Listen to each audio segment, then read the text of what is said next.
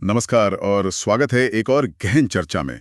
इतिहासकार Harold H मान ने एक बहुत गहरी बात कही थी। भारत का हृदय उसके गांव में बसता है। बिल्कुल। और उन्होंने ये भी कहा कि अगर सच में भारत को समझना है तो शासकों और महलों के दिखावटी दस्तावेजों से ज्यादा महत्वपूर्ण गांव के वो अप्रकाशित रिकॉर्ड है। सही कहा। यूपीएससी की तैयारी के लिहाज से देखें तो ये बात सीधे सीधे हमारे इतिहास और समाज के पेपर से जुड़ती है। भारतीय समाज की नींव को समझने के लिए गांव को समझना बहुत जरूरी है। इसीलिए आज हम विस्तार से चर्चा करने वाले हैं इग्नो के एमए हिस्ट्री कोर्स के एक महत्वपूर्ण दस्तावेज पर, यूनिट 16 विलेज कम्युनिटी 1। हाँ, दोहराता हूँ, यूनिट 16 विलेज कम्युनिटी 1। ये यूनिट मध्यकालीन भारतीय समाज, उसकी संरचना, उसकी कार्यप्रणाली को समझने के लिए एक तरह से कुंजी है। इस चर्चा में हम इस यूनिट के सभी पहलुओं को छूने की कोशिश करेंगे। मतलब सेक्शन 16.0 जो परिचय है, फिर 16.1 गांव समुदाय असल में है क्या, 16.2 पंच या पंचमुकद्दम कौन थे, और 16.3 उनके कार्य और शक्तियां क्या थीं। हमारा मकसद सिर्फ सतही जानकारी देना नहीं, बल्कि हर पहलू की गहराई में उतरना है, ताकि श्रोताओं को मध्यकालीन ग्रामीण भारत की सामाजिक, आर्थिक और प्रशासनिक संरचनाओं की एक गहरी समझ मिल सके, जो यूपीएससी परीक्षा के लिए अत्यंत महत्वपूर्ण है। बिल्कुल। तो चलिए शुरू करते हैं सेक्शन 16.0 परिचय से। हैरोल्ड मान की बात पर वापस आते हैं। उन्होंने क्यों कहा कि गांव के रिकॉर्ड ज्यादा जरूरी हैं? देखिए, महल और शासकों के दस्तावेज अक्सर एक खास नजरिया पेश करते हैं, सत्ता का नजरिया। लेकिन गांव के रिकॉर्ड वो रोजमर्रा की जिंदगी, असली सामाजिक आर्थिक ताने बाने को दिखाते हैं। वो अनकहे सच जो शायद शाही फरमानों में ना मिले। सही। और यहीं से सवाल उठता है, ये गांव आखिर है क्या?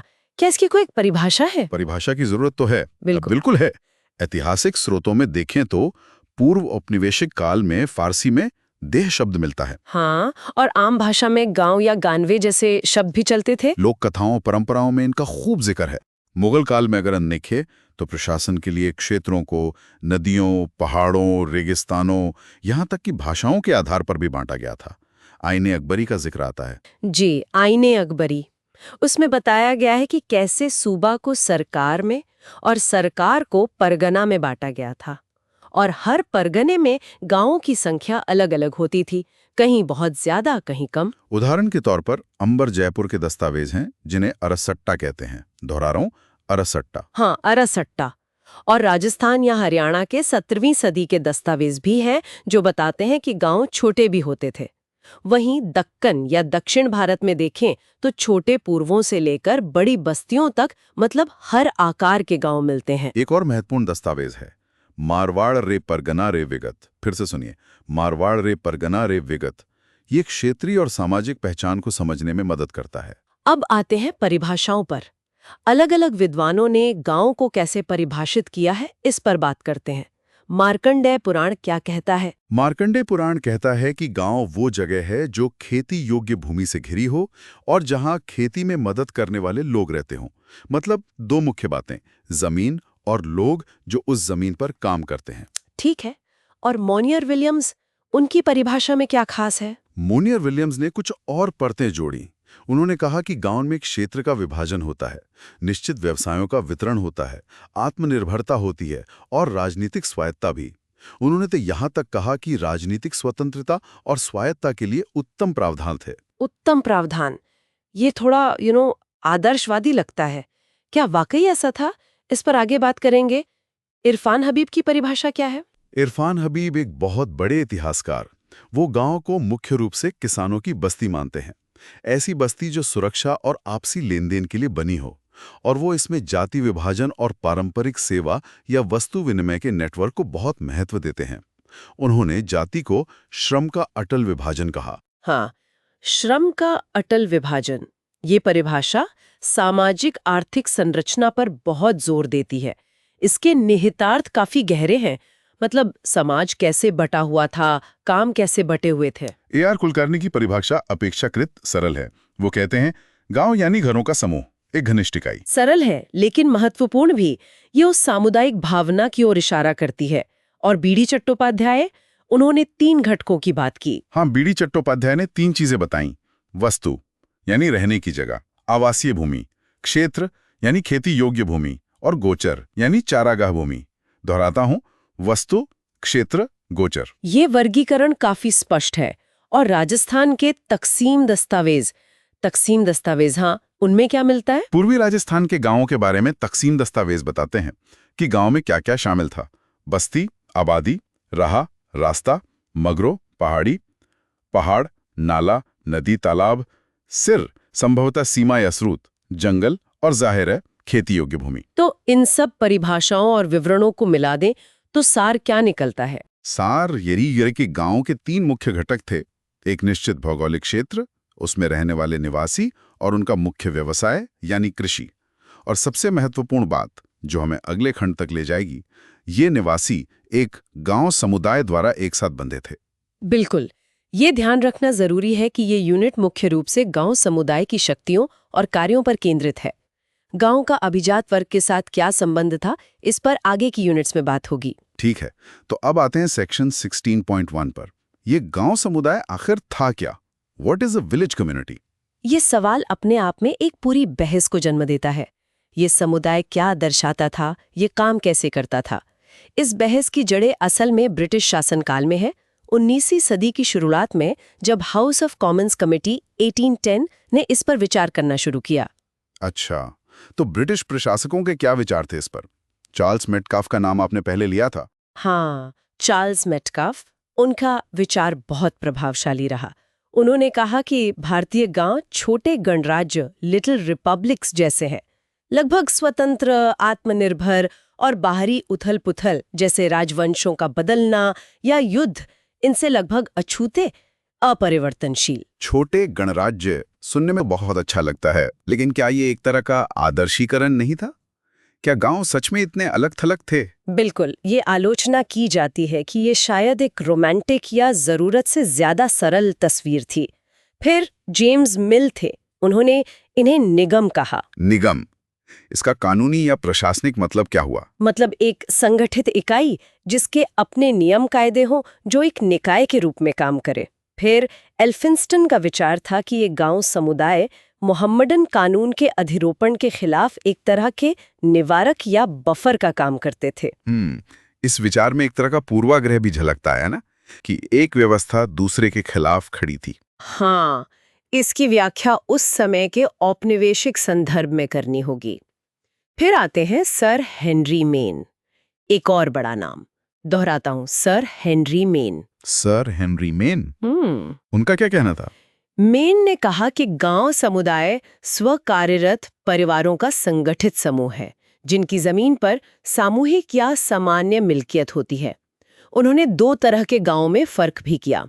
एक, जहां किसी एक कबीले का प्रभुत्व हो और मुखिया शासन करे। दूसरे, जहां मिली-जुली आबादी हो और पंचायत शासन करे। लेकिन क्या मेन ये मानते थे कि ये व्यवस्था हर जगह थी? नहीं, यही महत्वपूर्ण बात है। मेन ने साफ कहा कि ये सार्वभौमिक नहीं था। मतलब हर गांव ऐसा ही हो, जरूरी नहीं था। तो ये तो हुए ब्रिटिश विचार। क्या इनका कोई खंडन या इनमें कोई बारीकियां जोड़ने वाले भारतीय या अन्य इतिहासकार भी थे? हाँ, बिल्कुल। आर्थर फिलिप्स का मानना था कि ये समुदाय प्राचीन भारत में तो थे, लेकिन मुस्लिम शासन जिसमें केंद्रीकरण ज्यादा था और फिर जमींदारी व्यवस्था के तहत इनका पतन हो गया। उन्होंने माना कि मुखिया, पटवारी, चौधरी जैसी राज्य की मशीनरी गांव में मौजूद थी, लेकिन वो राज्य की मर्जी पर निर्भर थे, उन्हें हटाया जा सकता था। लेकिन बीआर ग्रोवर का नजरिया कुछ अलग था, है ना? उन्होंने फिलिप्स की आलोचना भी की। जी, बीआर ग्रोवर, उनका काम बहुत महत्वपूर्ण है। उन्होंने तर्क दिया कि 19वीं सदी में जो गांव समुदाय पाए गए, वो उन इलाकों में ज्यादा मजबूत थे जो सल्तनत या मुगल शासन के अधीन दबे हुए, सबड्यूड थे, न कि उन इलाकों में जहां नियमित कृषि प्रशासन पहुंच ही नहीं पाया था। ये तो उल्टा लग रहा है। मतलब जहां शासन का असर था, यहाँ समुदाय ज्यादा मजबूत था। ग्रोवर का तर्क ये था कि इन दबे हुए क्षेत्रों में स्थानीय, क्षेत्रीय या जनजातीय प्रथाएं ज्यादा हावी रहीं और समय के साथ बदलती रहीं। ये कोई स्थिर हिंदू या मुस्लिम पैटर्न नहीं था। उन्होंने क्षेत्र दर क्षेत्र भिन्नता पर बहुत जोर दिया। अच्छा, और उन्होंने इस अवधारणा को किन चीजों से जोड़ा? ग्रोवर ने गांव समुदाय को भूधारण के तरीकों, लैंड टेन्योर, कृषि और गैर कृषि आबादी के आपसी संबंधों, क्षेत्रीय, जनजातीय या कबीलाई बस्तियों के स्वरूप और प्रमुख कुलों के जमींदारी अधिकारों से जुड़ा। मतलब गांव समुदाय कोई हवा में तैरती चीज नहीं थी, बल्कि इन ठोस सामाजिक आर्थिक वास्तविकताओं से जुड़ी हुई थी। दोहराता हूं, B.R. ग्रोवर। ये तो काफी विस्तृत विश्लेषण है। अच्छा, इन सब बातों का अध्ययन करने के लिए स्रोत क्या-क्या है हमारे पास? कहाँ से मिलती है ये जानकारी? स्रोत कई तरह के हैं और अलग-अलग जगहों से मिलते हैं, जैसे राजस्थान राज्य अभिलेखागार बीकानेर में। वहाँ क्या मिलता है? वहाँ अड़सट्टा जो राजस्व आवरण होते थे, जमाबंदी, भूमि रिकॉर्ड, जमा खर्च, आय व्यय, चिट्ठी, पत्र, सनद, आदेश पत्र, दस्तूरल अमल, नियम पुस्तिका जैसे दस्तावेज मिलते हैं। ये 17वीं 18वीं सदी के हैं और राजस्थानी या फारसी में है। और पंजाब? पंजाब से महाराजा रंजीत सिंह के समय 1811-41 के खालसा दरबार रिकॉर्ड और पटवारी रिकॉर्ड महत्वपूर्ण है। महाराष्ट्र में पूना अभिलेखागार का भी जिक्र है। हाँ, पूना अभिलेखागार से थल्सदा गांव के मूल निवासियों का रिकॉर्ड और तालेबंद गांव का पूरा लेखा जोखा जैसे दस्तावेज मिलते हैं। गोवा अभिलेखागार में भी मराठी रिकॉर्ड है। आंध्र प्रदेश और तमिलनाडु के अभिलेखागारों में भी महत्वपूर्ण सामग्री है। तो इन स्रोतों से गांव समुदाय के मुख्य कार्य क्या पता चलते हैं? मुख्य रूप से ये ग्रामीण समाज का एक मजबूत स्तंभ था। जहां भी सहयोग और आपसी निर्भरता की जरूरत थी, ये समुदाय मौजूद था। इसका काम कानून व्यवस्था बनाए रखना, सामूहिक रूप से राजस्व का भुगतान सुनिश्चित करना और गांव से जुड़े अन्य मामलों को निपटाना था। लेकिन क्या गांव में रहने वाला हर व्यक्ति इस समुदाय का बराबर का हिस्सा था? आपने पहले मिलिंद पन्हो का जिक्र किया था। हाँ, मिलिंद पन्हो ये पहली दूसरी सदी का बौद्ध ग्रंथ है। दोहराता हूँ, मिलिंद पन्हो। इसमें एक सूची दी गई है कि कौन लोग समुदाय में शामिल नहीं थे, और ये सूची चौंकाने वाली है। कौन शामिल नहीं थे? महिलाएं, दास और दासियां, भाड़े के मजदूर, नौकर, सामान्य ग्रामीण, कॉमन विलेजेस और बीमार लोग। सामान्य ग्रामीण भी नहीं? इसका मतलब क्या हुआ? इसका निहितार्थ ये है कि कम से कम उस शुरुआती दौर में समुदाय का मतलब शायद समाज का उच्च वर्ग था। यह सामाजिक स्तरीकरण की तरफ इशारा करता है। शायद समुदाय का मतलब था गांव के साधन संपन्न लोग और मुखिया, जो बाकी लोगों से जबरदस्ती श्रम भी करवा सकते थे। ये एक बहुत पुराना संदर्भ है, लेकिन महत्वपूर्ण है। और मध्यकाल में स्थिति क्या थी? समुदाय में कौन शामिल था, कौन नहीं? मध्यकाल में मोटे तौर पर किसान, गांव के नौकर और मजदूर समुदाय का हिस्सा माने जाते थे, लेकिन कुछ बहिष्करण यहाँ भी थे, जैसे पाहीकाष्ठ। पाहीकाष्ठ ये कौन थे? पाहीकाष्ठ वो किसान थे जो रहते कहीं और थे, लेकिन खेती करने किसी और गांव में आते थे। बाहरी किसान, उनकी भूमिका समुदाय में सीमित थी। इसी तरह मुजारियन थे। मुजारियन यानी काश्तकार या अधिभोगी किसान, ऑक्यूपेंसी टेनेंट्स। B.R. ग्रोवर के अनुसार इनकी भूमिका भी सीमित थी। हालांकि ग्रोवर एक बारीकी बताते हैं कि समय के साथ मुजारियन की स्थिति बदल सकती थी। उन्हें अपनी काश्तकारी को गिरवी रखने या बेचने का अधिकार, ट्रांसफरेबल मॉर्टगेज सेल राइट्स, मिल सकता था। अच्छा, तो पाहीकाष्ठ और मुजारियन इनकी भूमिका सीमित थी। अब जरा दक्षिण भारत की तरफ देखें, वहां क्या व्यवस्था थी? दक्षिण भारत में ग्राम सभाओं का जिक्र प्रमुखता से आता है। S. कृष्णास्वामी अयंगर ने इस पर काफी काम किया है। R.C. Majumdar, बर्टनस्टीन, Noboru कराशिमा, Y Subba रायलू जैसे विद्वानों ने भी इस पर लिखा है। उन्होंने किन गांवों का अध्ययन किया? उन्होंने खासकर ब्रह्मदेव गांवों का अध्ययन किया। ब्रह्मदेव गांव वो थे जो पल्लव और चोल काल में ब्राह्मणों को राजस्व मुक्त अनुदान के रूप में दिए जाते थे। ब्रह्मदेव गांव, और वहां कौन सी सभा होती थी? इन गांवों में ब्राह्मणों की सभा होती थी, जिसे सभा कहा जाता था। दोहराती हूँ, सभा। और जो गांव ब्रह्मदेव नहीं थे, यानी सामान्य गांव, वो संख्या में ज्यादा थे और शायद पहले से मौजूद थे। वहां की सभा को उर कहते थे। उर। तो दक्षिण में सभा और उर थी। क्या ये हमेशा रही? नहीं, ऐसा माना जाता है कि विजयनगर काल आते आते सभा, उर और एक और स्थानीय इकाई नट्टर का प्रभाव कम हो गया या वो समाप्त हो गई। उनकी जगह नायक आ गए, जो ज्यादा स्वतंत्र स्थानीय मुखिया थे। ये एक बड़ा बदलाव था। चोल सभा के बारे में कुछ और जानकारी है? वो कैसे काम करती थी? हाँ, चोल सभा के बारे में हमें शिलालेखों से काफी जानकारी मिलती है। वहां बाकायदा चुनाव प्रणाली होती थी। नियम था कि एक परिवार से एक ही प्रतिनिधि होगा। ध्यान दीजिएगा, ये बात बाद में हबीब के पंच वाले विचार से भी जुड़ेगी। सदस्यता के लिए योग्यताएं तय थीं, अलग अलग काम करने के लिए समितियां बनी होती थीं। ये तो काफी व्यवस्थित लगता है। हाँ, लेकिन ये ध्यान रखना होगा कि ये मुख्यतः ब्रह्मदेव गांवों की सभा की बात है। दक्कन और दक्षिण भारत के बारे में और विस्तार से यूनिट 18 में चर्चा है। ठीक है, अब आते हैं सेक्शन 16.2 पर। पंच या पंच मुकद्दम, ये कौन लोग थे? इसके लिए एक महत्वपूर्ण स्रोत है वृंदावन के दस्तावेज, जो 16वीं सदी और उसके बाद के हैं। ये दस्तावेज द्विभाषी हैं, फारसी और ब्रज भाषा में। अच्छा, और इनमें क्या जानकारी मिलती है? इनमें मुख्य रूप से गांव की जमीनों की बिक्री का जिक्र है और यहीं से हमें शब्दावली मिलती है। ब्रज भाषा में जिन्हें पंच कहा गया है, फारसी में उन्हीं के लिए मुकद्दम शब्द इस्तेमाल हुआ है। दोहराती हूँ, पंच और मुकद्दम। तो पंच और मुकद्दम एक ही थे और इनका सामूहिक निकाय? वो कहलाता था पंचायत। दस्तावेजों में जिक्र है कि ये मिलकर काम करते थे, सब पंचन मिले करे। क्या इनकी संख्या हमेशा 5 होती थी, जैसा कि नाम पंच से लगता है? पारंपरिक रूप से तो 5 मानी जाती है, लेकिन वृंदावन दस्तावेज दिखाते हैं कि ये संख्या बदलती रहती थी। कहीं 4 पंच थे तो कहीं 13 तक भी। तो ये चुने कैसे जाते थे? इनकी संरचना क्या थी? क्या ये वंशानुगत था? इस पर अलग अलग मत है। बैडन पावेल का विचार था कि ये संयुक्त परिवार का ही विस्तार था, लेकिन इरफान हबीब इससे सहमत नहीं है। हबीब का क्या कहना है? हबीब का तर्क है, और ये चोल सभा के नियम जैसा है, कि कोई भी 2 पंच एक ही पिता या दादा के वंशज नहीं हो सकते थे। वो वंशानुगत उत्तराधिकार पर जोर देते हैं। अच्छा, मतलब पद विरासत में मिलता था? हाँ, ज्यादातर ऐसा ही लगता है। और दिलचस्प बात यह है कि धर्म परिवर्तन करने से अयोग्यता नहीं होती थी। अरेठा गांव के 1640-42 के दस्तावेज में बारी खान नाम के एक मुस्लिम पंच का जिक्र है। ये महत्वपूर्ण है। और परिवार से कितने सदस्य होते थे? प्रति परिवार केवल एक सदस्य ही पंच प्रतिनिधि होता था। वृंदावन के 1594 के एक दस्तावेज में 13 पंचों में से 3 मुस्लिम थे।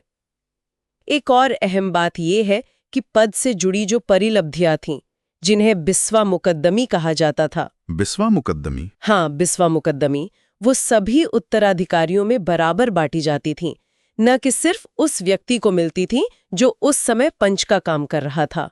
तो वंशानुगत होने के अलावा क्या चयन में जाति, पैसा या प्रभाव भी भूमिका निभाते थे? हाँ, ऐसा माना जाता है कि जाति, समुदाय, धन और प्रभाव जैसे कारक भी पंच के चयन में भूमिका निभाते थे। ये पूरी तरह से सिर्फ वंशवाद पर आधारित नहीं था। लेकिन इस पूरी पंचायत व्यवस्था पर B.R. ग्रोवर का नजरिया तो बिल्कुल अलग था। बिल्कुल।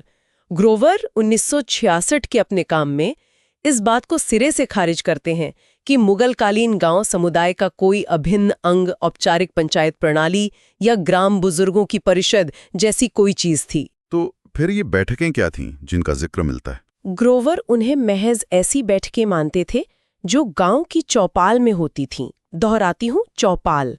इन बैठकों में या तो कृषि संबंधी हितों पर चर्चा होती थी या फिर जाति के नियमों को लेकर जाति पंचायत।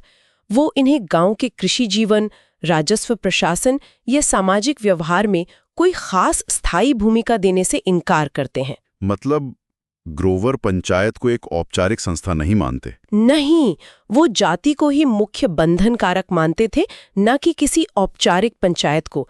ये एक मजबूत असहमति वाला दृष्टिकोण है जो हबीब के विचारों से काफी अलग है। ये तो काफी दिलचस्प मतभेद है। अब आते हैं सबसे महत्वपूर्ण हिस्से पर, सेक्शन 16.3 कार्य और शक्तियां, फंक्शंस एंड पावर्स। गांव समुदाय या पंचायत के पास क्या शक्तियां थी? क्या उनके पास साझा संसाधन थे? यहीं पर ग्रोवर और हबीब के बीच सबसे तीखा मतभेद सामने आता है, खासकर साझा संसाधनों को लेकर। ग्रोवर का क्या कहना था इस पर? ग्रोवर साफ तौर पर कहते हैं कि गांव की कोई सामुदायिक भूमि, कम्युनल लैंड या साझा वित्तीय पूल, कॉमन फाइनेंशियल पूल नहीं था। उनके अनुसार बंजर भूमि, चारागाह, जंगल, ये सब राज्य की संपत्ति थी। तो गांव वाले इसका इस्तेमाल कैसे करते थे? गांव को इनका इस्तेमाल करने का अधिकार था।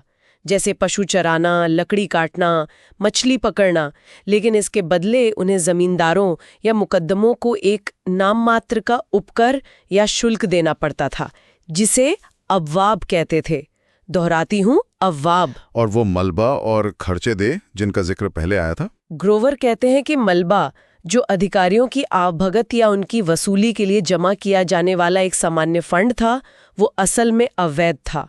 और खर्चे दे यानी गांव के आकस्मिक खर्चे, वो भी गांव के रैयत का कोई साझा पूल नहीं था। उन्होंने अपने तर्क के समर्थन में कोई सबूत दिया? हाँ, वो बहादुर शाह प्रथम के 1710 के एक फरमान का हवाला देते हैं, जिसमें चारागाह या जंगल से घास या चारा लेने पर शुल्क लगाने को अवैध घोषित किया गया था। वो 19वीं सदी के उत्तर भारत का भी उदाहरण देते हैं, जहां बंजर और जंगल भूमि जमींदार के नियंत्रण में थी और समुदाय के अधिकार बहुत सीमित थे। ये तो ग्रोवर का पक्ष हुआ। अब इरफान हबीब का दृष्टिकोण क्या है इस पर? वो वृंदावन दस्तावेजों का हवाला दे रहे थे। बिल्कुल। हबीब वृंदावन दस्तावेजों के आधार पर जोर देकर कहते हैं कि गांव समुदाय के पास बंजर भूमि पर अधिकार थे और उनका एक साझा वित्तीय पूल भी था। उनके अनुसार पंचायत का नियंत्रण कहाँ तक था? हबीब कहते हैं कि पंचायत का गांव की पूरी जमीन पर, जिसे जमीने मौजा कहा जाता था, नियंत्रण था। जमीने मौजा, इसमें तालाब, बंजर भूमि, खेती की जा रही या खेती योग्य भूमि, सब शामिल था। क्या पंचायत इस जमीन को बेच सकती थी? हाँ, हबीब के अनुसार पंचायत बंजर भूमि को बेच सकती थी, पट्टे पर दे सकती थी या किसी को उस पर खेती करने की अनुमति दे सकती थी। उन्होंने अरिठा दस्तावेज का उदाहरण दिया है। 1594 के एक वृंदावन दस्तावेज में तो साफ लिखा है कि पंचों ने गांव की 4 बिस्वा बंजर जमीन 4 बिस्वा? हाँ, 4 बिस्वा बंजर जमीन वृंदावन के पास एक बैरागी को दी थी, ताकि वो वहां कोई निर्माण कर सके। बैरागी यानी एक संत या तपस्वी। लेकिन क्या वो किसानों की अपनी जमीन भी बेच सकते थे? नहीं, यहाँ एक स्पष्टीकरण जरूरी है। समुदाय उन जमीनों को नहीं बेच सकता था जिन पर व्यक्तिगत किसान खेती कर रहे थे, लेकिन अगर कोई बाहरी व्यक्ति, जैसे पाही काश्त, दोहराती हूँ, पाही काश्त, गांव में आकर खेती करना चाहता, तो उसे समुदाय या पंचायत की अनुमति लेनी पड़ती थी। अच्छा, महाराष्ट्र से भी कोई उदाहरण है भूमि आवंटन का? हाँ, महाराष्ट्र के थल्सदा रिकॉर्ड्स में एक उदाहरण मिलता है, जहां श्यामा नायके नाम की एक नर्तकी को मंदिर या दरगाह की सेवाओं के बदले 60 बीघा जमीन अनुदान में मिली थी। हालांकि ये सीधा पंचायत ने दिया नहीं, ये स्पष्ट नहीं, पर ये गांव स्तर पर भूमि आवंटन की शक्ति को तो दिखाता ही है। ठीक है, तो अगर पंचायत जमीन बेचती थी तो उस पैसे का क्या होता था? क्या वो साझा पूल में जाता था? हबीब के अनुसार हाँ, जब जमीन बिकती थी तो बिक्री में शामिल पंचों को एक हिस्सा मिलता था, लेकिन बड़ा हिस्सा गांव के साझा वित्तीय पूल में जाता था। क्या मुगल रिकॉर्ड्स में भी ये साझा पूल का कोई जिक्र है? हाँ, मुगल रिकॉर्ड्स में इसके सबूत मिलते हैं। औरंगजेब का रसिकदास को एक फरमान है जिसमें बच शब्द का जिक्र है। बच वो दर थी जिसे भैया चारा समुदाय के लोग भुगतान करते थे। एक और शब्द है बहरी माल। ये वो राजस्व था जो समुदाय द्वारा साझा पूल में जमा किया जाता था। दोहराता हूँ, बच, भैया चारा समुदाय और बहरी माल। एसपी गुप्ता का भी कुछ कहना है इस पर? जी, एसपी गुप्ता ने पंचायती भूमि यानी पंचायत के नियंत्रण वाली भूमि पर कर लगाने का उदाहरण दिया है।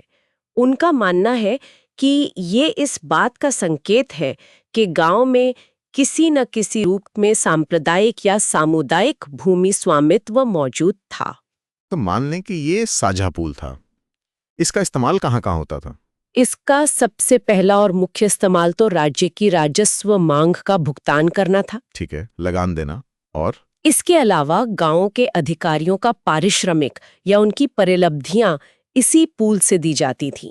गांव के अपने खर्चे, जिन्हें खर्च ए देह कहा गया है। खर्च ए देह? हाँ, खर्च ए देह, जैसे पटवारी, कानूनगो, चौधरी जैसे स्थानीय अधिकारियों को भत्ते या शुल्क का भुगतान करना।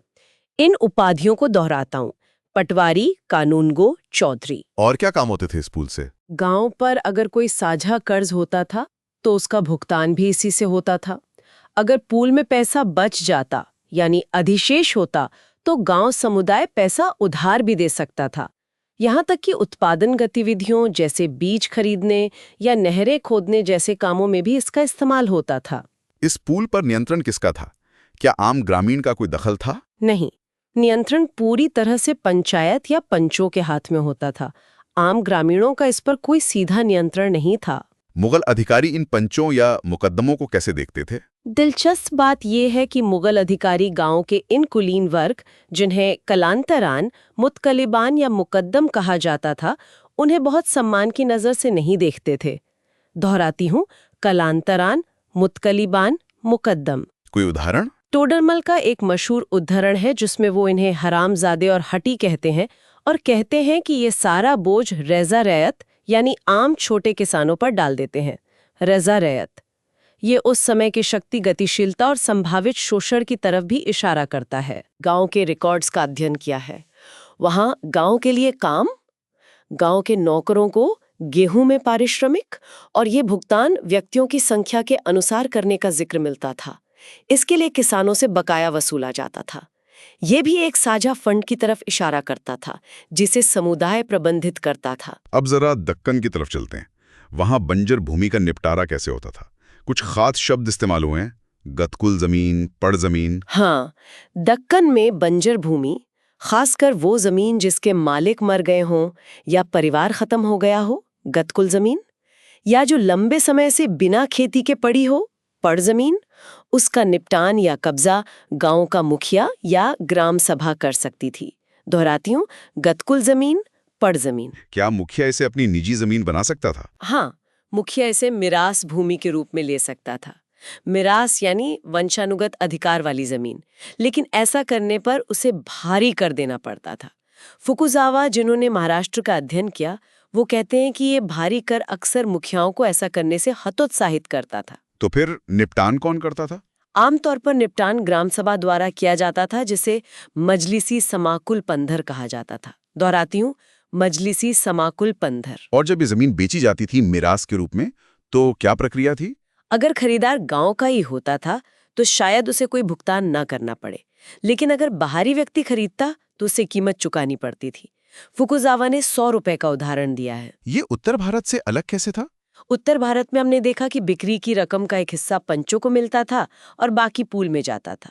दक्कन में प्रक्रिया थोड़ी अलग लगती है और इसमें शामिल होने वाले लोग भी ज्यादा होते थे। ज्यादा लोग? कौन कौन शामिल होता था? फुकुजावा के एक उदाहरण में जमीन बिक्री के दस्तावेज पर 34 लोगों के हस्ताक्षर या निशान थे।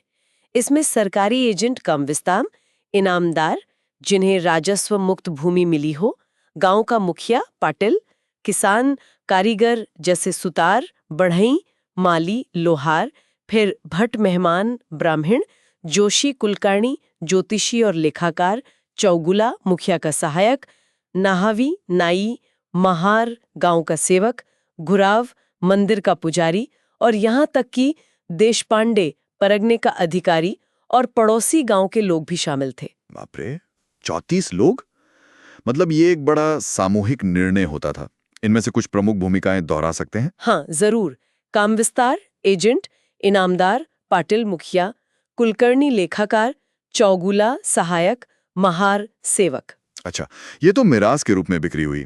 एक और तरीका था इनाम भूमि के रूप में। हाँ, इनाम भूमि। दोहराती हूँ, इनाम।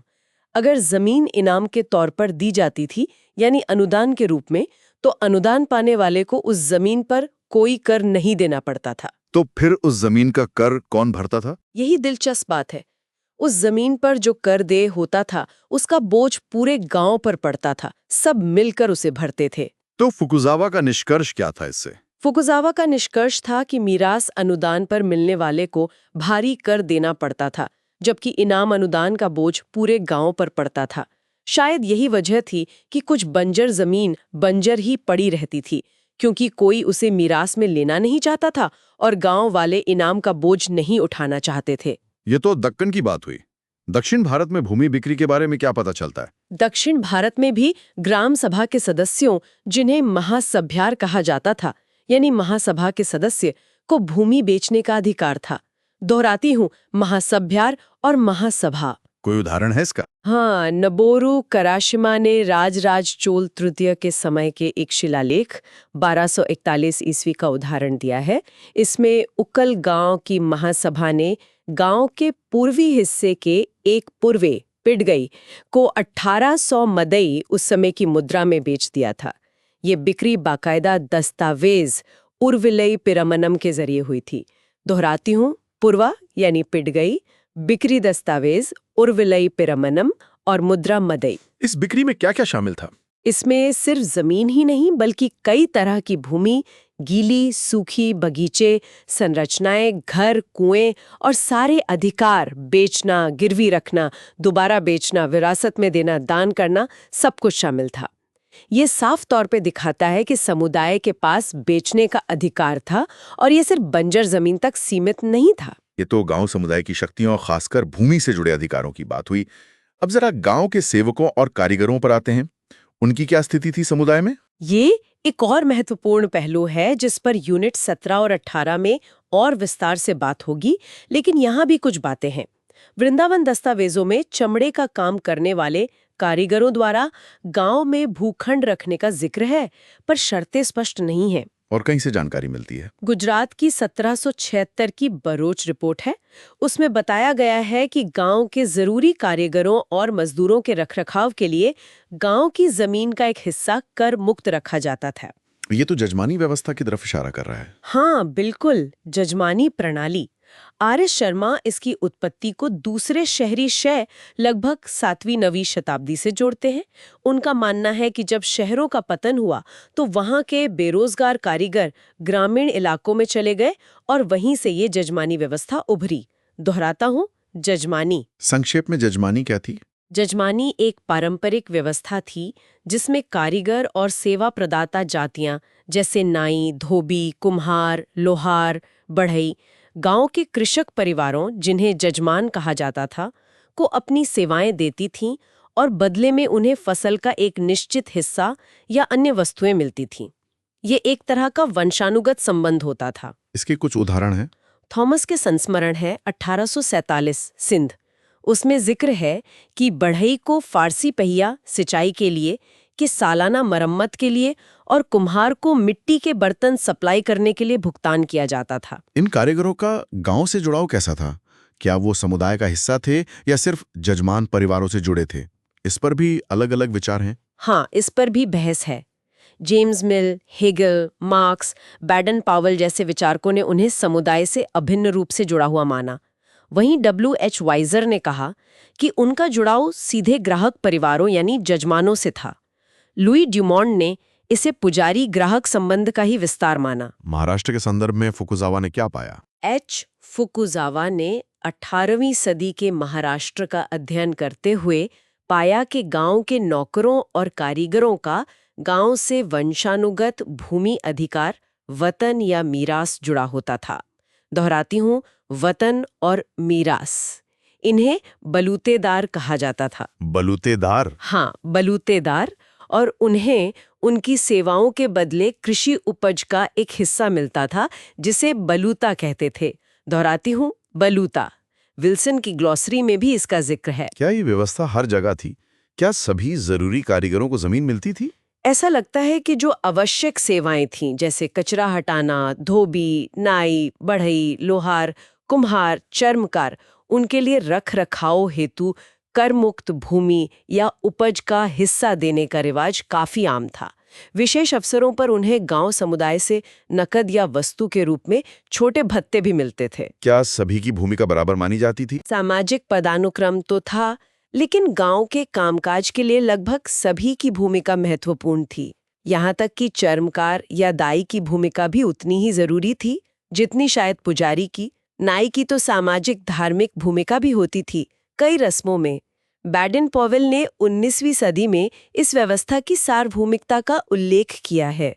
ये सामाजिक आर्थिक संबंध जमींदारों और कृषक समुदाय के साथ पीढ़ी दर पीढ़ी चलते रहते थे। तो ये था गांव समुदाय के कार्य और शक्तियों का विस्तृत विश्लेषण। अब यूनिट के सारांश सेक्शन 16.4 पर आते हैं। सारांश में कुछ प्रमुख विचारकों के दृष्टिकोण को फिर से दोहराया गया है। जैसे कार्ल मार्क्स का मानना था कि ये रमणीय लगने वाले गांव समुदाय ही भारतीय अर्थव्यवस्था की स्थिरता और एक तरह से उसके ठहराव के लिए जिम्मेदार थे। और राष्ट्रवादी इतिहासकारों ने क्या नजरिया था? राष्ट्रवादी इतिहासकारों ने इसके विपरीत तर्क दिया कि भारत का पिछड़ापन इन समुदायों के कारण नहीं बल्कि ब्रिटिश नीतियों, खासकर उनकी भू राजस्व व्यवस्था वगैरह के कारण हुआ। और यूनिट का अपना निष्कर्ष क्या है? कि मध्यकाल में गांव समुदाय एक जीवंत और अत्यंत महत्वपूर्ण संस्था थी। ये गांव और ग्रामीणों के जीवन के लगभग हर क्षेत्र को प्रभावित करती थी, चाहे वो आर्थिक हो, सामाजिक हो या प्रशासनिक। ठीक है। यूनिट में कुछ अभ्यास प्रश्न सेक्शन 16.5 भी दिए गए हैं श्रोताओं के चिंतन के लिए। हाँ, पहला प्रश्न है, गांव समुदाय को परिभाषित करें। मध्यकाल में गांव समुदाय की भूमिकाओं और कार्यों का परीक्षण करें। और दूसरा प्रश्न है, गांव क्या है? मध्यकाल में एक कॉरपोरेट निकाय के रूप में गांव समुदाय के महत्व पर चर्चा करें। ये प्रश्न इस पूरी चर्चा को समेटने और अपनी समझ को परखने के लिए काफी अच्छे हैं। चलिए अब इस गहन चर्चा के कुछ मुख्य निष्कर्षों यानी की टेकअवेज को संक्षिप्त में दोहरा लेते हैं ऑडियो बुलेट पॉइंट्स की तरह। बिल्कुल। पहला मुख्य बिंदु, गांव और गांव समुदाय की परिभाषाएं जटिल हैं। इनमें मुख्य रूप से क्षेत्र, निवासी और कृषि शामिल थे, लेकिन आंतरिक सामाजिक स्तरीकरण और बहिष्करण भी मौजूद था। दूसरा, ब्रिटिश प्रशासकों द्वारा दिया गया छोटे गणराज्य लिटिल रिपब्लिक्स का विचार, जैसा मिटकाफ ने कहा, शायद वास्तविकता का एक सरलीकरण था, एक हद तक आदर्शीकरण भी। तीसरा, गांव समुदाय की स्वायत्तता कितनी थी, इस पर इतिहासकारों में मतभेद है। खासकर साझी जमीन पर अधिकार और साझा वित्तीय पूल के अस्तित्व को लेकर B.R. ग्रोवर और इरफान हबीब के बीच गहरा वैचारिक टकराव है। चौथा, पंचायत उत्तर भारत में या सभा और उर दक्षिण भारत में जैसी संस्थाएं मौजूद थीं जो गांव के मामलों का प्रबंधन करती थी, लेकिन उनकी संरचना, सार्वभौमिकता और वास्तविक शक्तियां बहस का विषय हैं और क्षेत्र के हिसाब से भिन्न थीं। पांचवा, गांव समुदाय कोई स्थिर अपरिवर्तनशील इकाई नहीं थी, बल्कि एक गतिशील संस्था थी जो समय, स्थान और परिस्थितियों के अनुसार बदलती रहती थी। छठा, गांव में कारीगरों और सेवकों की एक व्यवस्था थी जिसे जजमानी या बलूता जैसे नामों से जाना जाता था, जो गांव की आत्मनिर्भरता और सामाजिक ताने-बाने का महत्वपूर्ण हिस्सा थी। बिल्कुल। ये मुख्य बिंदु हमें मध्यकालीन ग्रामीण भारत की जटिल और बहुस्तरीय तस्वीर दिखाते हैं। तो ये थी हमारी विस्तृत पड़ताल यूनिट 16 विलेज कम्युनिटी 1 पर। उम्मीद है ये चर्चा यूपीएससी की तैयारी में आपके लिए उपयोगी साबित होगी। सोचने वाली बात यह है कि गांव समुदाय से जुड़ी ये ऐतिहासिक बहसें, स्वायत्तता बनाम नियंत्रण, समुदाय बनाम स्तरीकरण, स्थिरता बनाम बदलाव, क्या ये आज भी किसी न किसी रूप में हमारे ग्रामीण समाज, भूमि सुधारों और स्थानीय स्वशासन से जुड़े सवालों में प्रतिध्वनित नहीं होती? इस पर जरूर विचार कीजिएगा। हाँ, इतिहास को वर्तमान से जोड़कर देखना जरूरी है। अगर आपको ये चर्चा ज्ञानवर्धक और उपयोगी लगी हो तो इसे लाइक करें, अपने दोस्तों के साथ शेयर करें जो तैयारी कर रहे हैं, और कमेंट्स में हमें जरूर बताएं गांव समुदाय का कौन सा पहलू आपको सबसे ज्यादा सोचने पर मजबूर करता है, या ग्रोवर और हबीब के तर्कों में से आपको कौन सा ज्यादा विश्वसनीय लगता है और क्यों। आपके विचारों का इंतजार रहेगा। और हाँ, ऐसी ही गहरी और विस्तृत चर्चाओं के लिए हमारे YouTube चैनल सुन लो यूपीएससी, दोहराता हूं, सुन लो यूपीएससी को सब्सक्राइब करना बिल्कुल न भूलें और बेल आइकन दबा दें ताकि कोई भी एपिसोड मिस ना हो। इस यूनिट की जटिलता को देखते हुए इसे एक दो बार फिर से सुनने से अवधारणाएं और स्पष्ट होंगी। बिल्कुल, दोबारा सुनने से बारीकियां और अच्छे से समझ आएंगी। तो आज के लिए बस इतना ही। अगली बार फिर मिलेंगे एक नए विषय और एक नई गहरी चर्चा के साथ। तब तक पढ़ते रहिए, सोचते रहिए। धन्यवाद। धन्यवाद।